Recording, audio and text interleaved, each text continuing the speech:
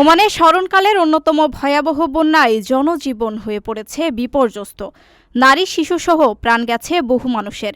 বিভিন্ন স্থান থেকে সংগ্রহ করা ভিডিও এবং ছবিতে বন্যার ভয়াবহ ধ্বংসযজ্ঞের ছবি দেখা গেছে।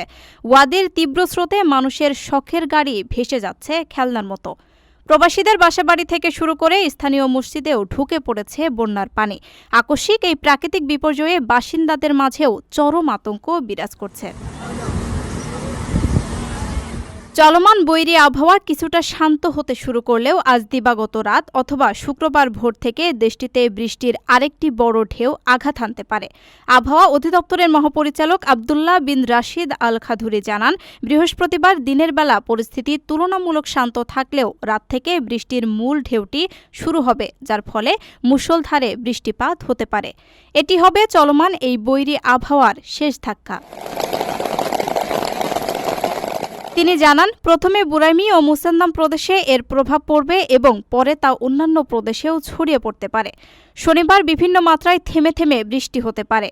রবিবার আরব সাগরে উপকূলীয় এলাকায় কিছুটা প্রভাব থাকলেও আগামী কয়েকদিনের মধ্যেই ওমানের আকাশ পুরোপুরি পরিষ্কার হয়ে যাবে বলে আশা করা হচ্ছে। ওমানের বেসামরিক বিমান চলাচল কর্তৃপক্ষের পূর্বাভাস ব্যবস্থার পরিচালক নাসির বিন সাইদ আল ইসমাইলি জানান, মাঝে কয়েক ঘণ্টা আকাশ শান্ত থাকলেও পুরো সপ্তাহ জুড়েই এমন অস্থিতিশীল আবহাওয়া বিরাজ করবে। তাই দুর্যোগপূর্ণ পরিস্থিতিতে জনগণকে কোনো ধরনের ঝুঁকি না নেওয়ার এবং শিশুদের প্লাবিত ওয়াদি থেকে দূরে রাখার কড়া নির্দেশ দেওয়া হয়েছে।